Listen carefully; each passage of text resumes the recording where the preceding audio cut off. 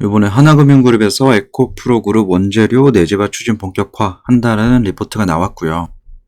이게 제가 6일 전에 에코프로 SK온 GEN 3사 협약을 통해서 니켈과 코발트를 공급한다. 이 내용과 어느 정도 관련이 있는 내용들입니다. 본격적으로 리포트를 좀 읽기 전에 제가 이전에 올려놨었던 영상들과 이 내용들이 어떤 관계를 갖는지를 좀 설명을 드릴게요. 제가 한두 달 전쯤에 포스코 케미칼 영상을 올려놨었습니다. 첫 번째 영상이 이제 눌림목 끝내고 올라가기 직전이었고요. 두 번째 영상이 이제 정고점 뚫기 전에 그때였는데, 다들 아시겠지만 포스코 홀딩스보다는 포스코 케미칼이 먼저 반응을 하면서 올라갔어요. 그게 왜 올라갔는지 정말 간단하게만 설명을 드리면, 세상이 니켈과 코발트와 그리고 리튬, 이 원자재들이 가격이 막 오르기 전 한참 전에 2018년도 17년 때부터 포스코는 미리 아르헨티나의 염호를 사놨습니다. 그리고 그 염호에서는 리튬이 나와요. 수산화 리튬.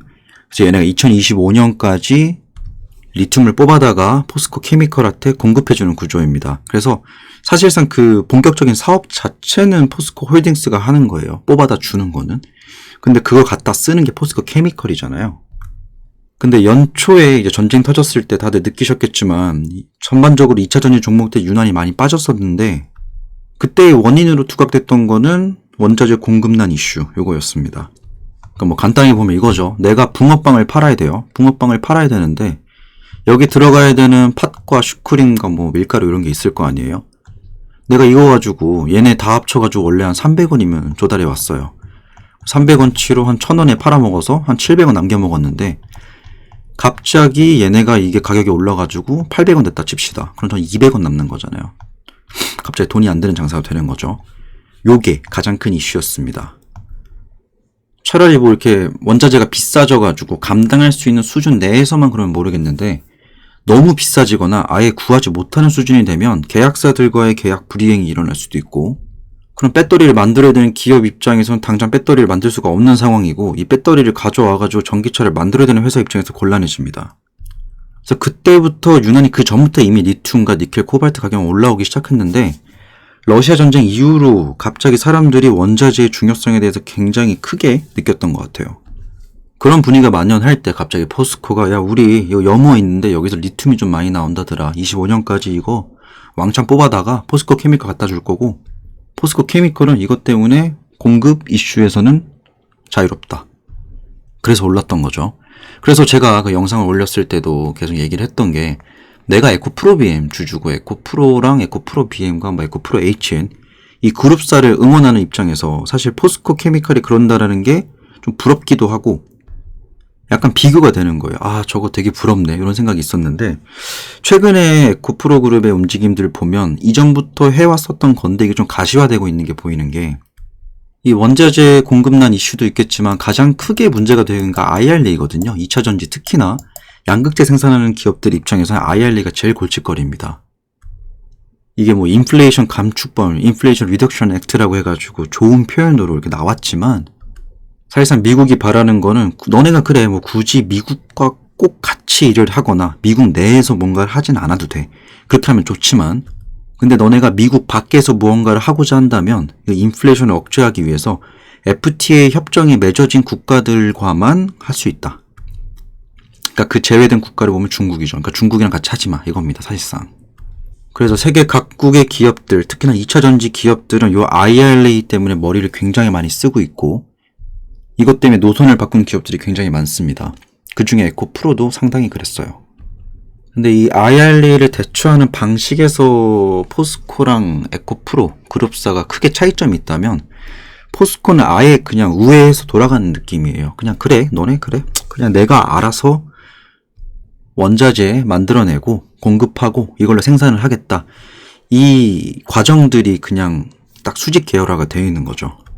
그러니까 에코프로 입장에서는 당장 이 IRA 대처해야 되는데 포스코는 이걸 돌아서 가고 있고, 그게 부러운 상황이고, 에코프로 입장에서는 당장 우리가 염호를 사둔 게 없으니까 어떻게 하면 좋을까 하다가 지금 나오고 있는 게 이렇게 섹터를 나누자라고 된 것 같아요. IRA 대상에 대해서는 이런 식으로 하고, IRA 대상에 대해서 원재료는 북미 현지 리사이클을 통해서 하고, 북미 혹은 미국 FTA 협정국과 리튬을 공급받아서 전구체는 국내랑 북미 현지에서 생산을 하고 양극재는 북미 현지 생산을 한다. IRA 비대상 상황일 때는 국내 리사이클 및 해외 MHP, 아까 위에 나왔던 내용인데, 그리고 고객사의 리튬을 통해서 국내 생산을 하고 중국 파트너 협업을 통해서 국내와 미국 현지에 생산을 한다. 그래서 비록 허접하지만 그림을 그려보면 포스코는 P라고 하고 에코는 E라고 할게요. 얘는 이거 그냥 돌아서 이렇게 가려는 거고요. 에코프로는 얘를 대하는 방식이 크게 두 갈래로 변하는 겁니다. 그래서 요거를 정면 돌파하겠다. 얘는 좀 우회해서 돌파하겠다. 그래서 본격적인 내용을 좀 보면 다들 아실만한 내용들이 이미 나와 있는데, 에코프로 올해 실적 좋았던 거 다들 아실 거고, 작년에도 꽤 많이 성장했는데 올해 또 성장했어요. 연결 매출 기준으로 200% 정도 전체적으로 성장했다라고 지금 전망이 되고 있고, 요 정도 수준에 비슷할 것 같아요. 그 중에서 전지재료 사업이 250%, 그리고 환경 사업이 120%죠. 근데 중요한 건 규모죠. 전지재료 사업 같은 경우는 5.3조 원 이상 될 거고, 환경 사업 부분은 2천억 원이니까 옛날에 얘네가 전지재료 사업하기 전에 환경 사업만 했었을 때를 비교하면 지금은 거의 사실상 환경기업으로서의 모습은 조금 많이 벗어났고 이제 전지재료 이쪽으로 아예 가고 있는 걸로 보이죠.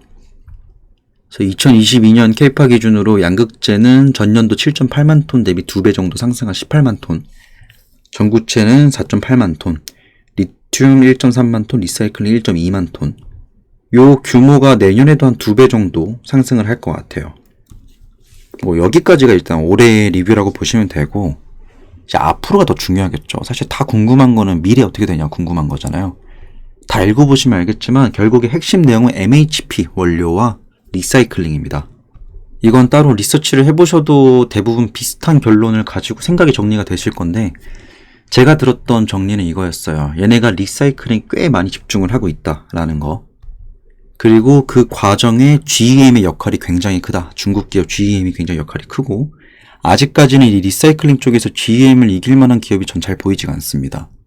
이 폐배터리를 재활용하는 쪽에서는 아직까진 중국 기업들 꽤 많은 좋은 기술력들을 가지고 있어서 에코프로는 지금 그쪽과 협력 관계를 통해서 향후에 있게 될 리사이클링 시장을 미리 준비하는 것으로 좀 보여요. 전 실제로 이 리사이클링 분야가 굉장히 향후에 더 큰 시장이 될 거다라고 보는 이유는 뭐냐면, 지금 당장은 거리에 전기차가 좀 많이 돌아다니긴 하지만 이것마저도 얼마 안 됐어요. 불과 진짜 몇 년만 하더라도 길 가다 전기차 보면 좀 신기했었어요. 하이브리드는 좀 많이 봤죠. 근데 한 3, 4년 전만 해도 전기차, 완전 순수 전기차 타고 다니는 거 보면 되게 신기했었습니다. 그러니까 아직 시장이 열린 지 얼마 안 됐다는 거예요. 그러다 보니까 당장 지금 정말 사고가 나거나 아니면 배터리가 폭발하는 사고가 일어난 게 아니라면 기존에 타고 있던 배터리를 교체하는 일이 별로 없습니다. 모든 차마다 내용 연수가 있잖아요. 물론 전기차가 일반 디젤 자동차에 비해서 내용 연수는 짧아요. 그렇다고 디젤 연료차가 이전에 우리가 쓰던 자동차들이 전기차보다 내용 연수가 훨씬 더 길고 좋다라는 건 아닙니다. 걔는 그만큼 부품이 여러 개 있어가지고 각각의 내용 연수가 달 때마다 수리를 해야 되잖아요. 근데 전기차는 그에 비해서 많은 부품들을 생략하고 배터리에 사실 굉장히 큰 비중을 두고 있는 자동차인데, 그래서 이 2차 전지 시장이 그렇게 열심히 연구를 하는 건데, 아직까지는 배터리가 그렇게 시장에 많이 나오진 않았어요. 근데 저는 한 5년만 지나도, 5년도 멀어요. 3년만 지나도 배터리 사용 주기가 다 해가지고 교체하려는 사람들이 많이 나올 겁니다. 그런 입장은 크게 두 가지겠죠. 이용자 입장에서 본인이 사용하던 배터리를 완전 새 거로 계속 교체하는 것도 부담이 될 겁니다. 그리고 그 배터리를 생산하기 위해서 기업 입장에서도 계속 새로운 리튬을 수산한 리튬이든 뭐든 간에 뽑아다가 조달을 하는 것도 한계가 있을 거예요. 왜냐하면 모든 원자재는 추출할 때마다 수율이 한계가 있기 때문에. 그러면 공급자도 곤란하고 소비자도 곤란하다면 공급자가 소비자에게 이 비용 부담을 전가시키는 게 어려울 겁니다. 그럼 결국에 폐배터리 시장이 확장될 수밖에 없어요. 그래서 저는 이런 관점입니다. 포스코는 미리 한 5년 전부터 이 원자재 공급난을 예측을 해서 아르헨티나 염호를 취득을 해놓고 2025년까지 본인들이 충분히 사용할 수 있을 만큼 리튬을 만들어내겠다는 포부를 밝혔다면, 에코프로는 그거랑 좀 다른 노선을 가는 거죠. 결국 둘 다 똑같은 공급 안정화를 목표로 두고 있는 건데 방법이 다른 겁니다. 에코프로 같은 경우에는 폐배터리 리사이클링 쪽으로 가고자 하는 게 좀 보여요. 그리고 요게 명확하게 증명이 될 수 있는 거는 에코프로 머티리얼즈를 통해서 이 사업을 본격화할 겁니다. 당장 상장하진 않을 텐데 제가 볼 때는 뭐 2023년 4년 사이로 뭐 IPO 한다 하면서 슬슬 상장을 시킬 것 같아요. 여튼 뭐 미래 성장 전략 같은 경우에는 크게 페이즈가 3개로 나눠져 있는데 대부분의 내용이 이런 겁니다. 뭐 MHP 사용, 리사이클링, 그리고 IR 대상 관련된 품목별로 어떻게 대응을 할 건지 이런 내용 나와 있고 파이낸셜 타겟이라 나와 있는데 요거는 사실 좀 두루뭉실해요. 2027년까지 매출 30조 원 목표라고 하는데 이거는 정말 내년에 보는 2027년과 내후년에 보는 2027년 다 전망이 바뀔 겁니다. 저는 이게 비교적 좀 보수적으로 잡은 게 30조 원이라 생각을 해요. 이보다 조금 더 크게 추정치를 잡을 수 있는데 증권사 입장에서는 이게 설령 뭐 50조 원 혹은 뭐 70조 원 이렇게 보여도 30조 원 정도를 합리적으로 계산을 해둔 걸로 보입니다. 그리고 23년부터 27년까지 KPEX는 11조 원 계획이며 EBITDA는 9조 원 이상 목표, 자금 조달은 IPO, 조인트 벤처, 그리고 FI 및 정부 정책 자금, 은행 차입 등을 고려한다. 여기에 플러스로 될 수 있는 건 유상증자겠죠. 저는 유상증자를 할 가능성이 높아 보입니다. 그리고 실제로 유상증자를 하는 게 더 효율적이라고 봐요. 지금 정말 이 회사를 뒤에서 갖다 받쳐줄 수 있는 어떤 쩐주가 있는 게 아니라면 은행에서 차입해 오는 거는 부담스러울 겁니다. 고금리 상태가 유지가 된다면 지금 당장은 은행에서 차입해 오는 것보다는 주주한테 빌려서 주주한테 그냥 주가 수익률로 보답하는 게 훨씬 더 바람직합니다. 그리고 요거는 철저히 그냥 자금 조달의 효율성 측면에서 이야기를 한 거고요. 뭐 회사가 판단하기에 달려있겠죠.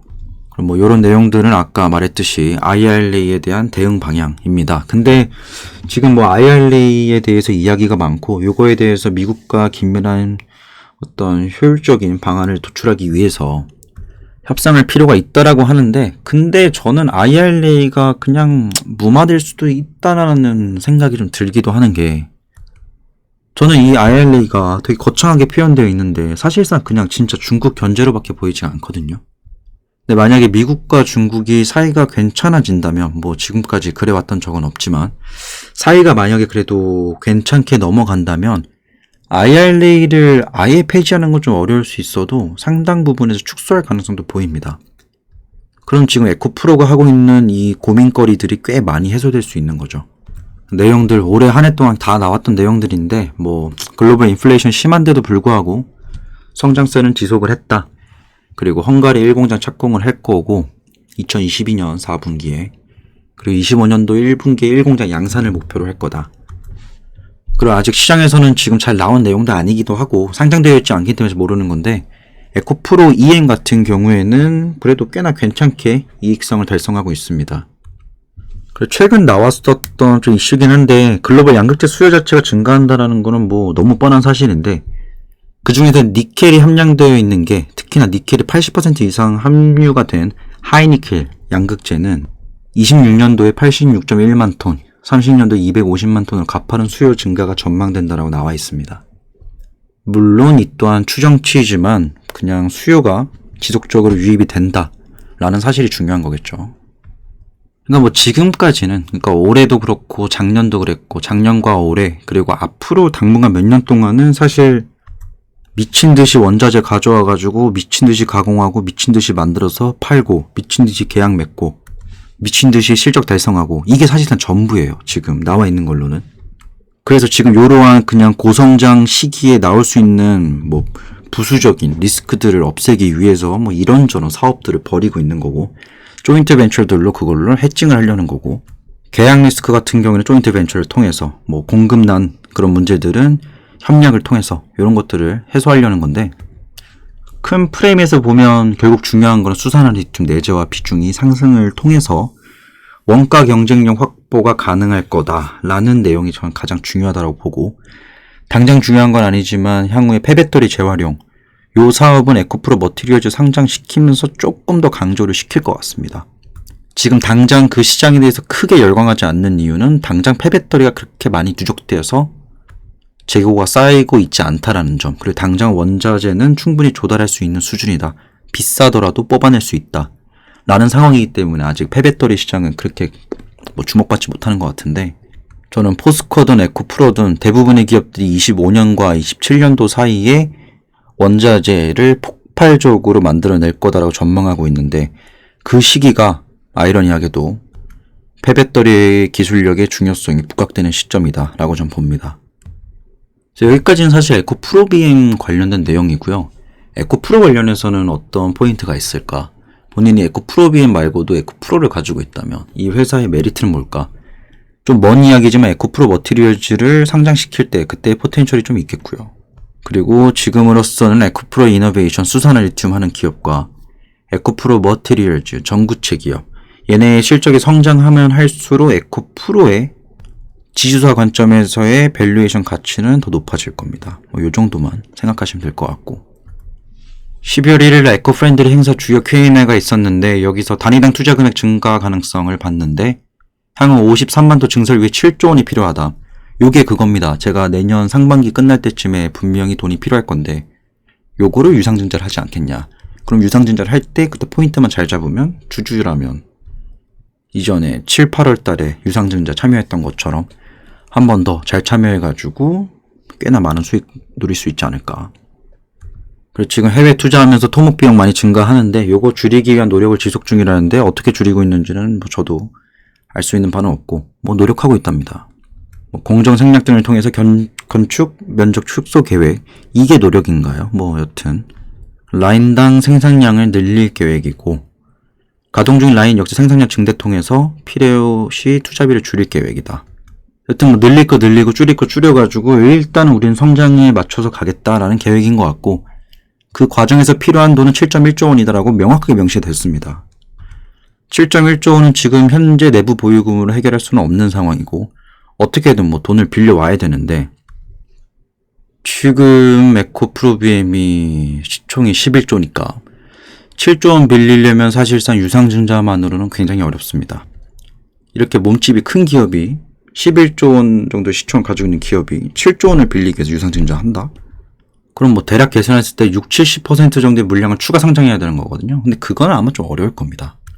그래서 뭐 7조 원 중에서 뭐 2, 3조 원 정도, 뭐 10%에서 한 20% 정도 유증을 진행을 하고, 제3자 배정을 통해서 나머지 금액을 좀 충당을 하고, 그 외에 정말 부족하다 싶은 거를 은행 차입금을 통해서 빌려올 수 있는 거고, 혹은 뭐 요럴 때 이전에 같이 조인트 벤처로 같이 일을 했었던, 뭐 지금도 일하고 있지만 삼성 SDI에 뭐 조금 지원 사격을 받을 수도 있는 거고, 뭐 요런 과정들을, 여튼 뭐 오늘 내용 중에서 여러 가지 중요한 내용들이 있었지만 근데 결론적으로 보면 이제 7조 원이 좀 필요할 것 같다. 앞으로 우리가 이제 포스코랑 비교해서 볼 때 비록 아르헨티나처럼 아르헨티나 염호를 포스코처럼 이렇게 사놓지 못했지만 당장 그렇게 하기보다 IRA에 대처하는 방안은 크게 두 가지 트랙으로 나눠서 가겠다. 그리고 당장은 아니지만 폐배터리 시장 쪽을 겨냥할 거고, 올해 성장력 좋았고 내년 좋을 거고 앞으로도 좋을 거라고 전망되니까 미리 캐펙스를 늘려가지고 그에 대한 대응들을 하겠다. 그래서 뭐 이래저래 계획들을 세워보니까 당장 내년에만 7조 원 정도가 필요할 것 같다. 시총이 11조인데 7조면 다 유상증자 못하니까 이전에 있었던 유상증자를 주주 배정으로 일부를 하고 제3자 배정을 통해서 몇 조 원 정도는 빌려올 수 있는 거고, 그 제3자 배정인 어떤 사람을 딱 특정해야 됩니다. 사람이 아니어도 되고요. 기업일 수 있어요. 유증 같은 경우 공모를 통해서 고객님들 우리 이거 좀 사주세요. 주식 더 상장할 겁니다. 이렇게 하는 건데, 3자 배정이라 한다면 뭐 예를 들어 삼성 SDI한테 이번에 우리가 할 건데 뭐 여기서 돈을 잘 벌면 당신들에게 좀 뽀찌를 떼줄게요. 이런 식으로 해서 돈을 빌려올 수 있는 거고요. 삼성 SDI 뒤에 삼성이 있으니까 가능하겠죠.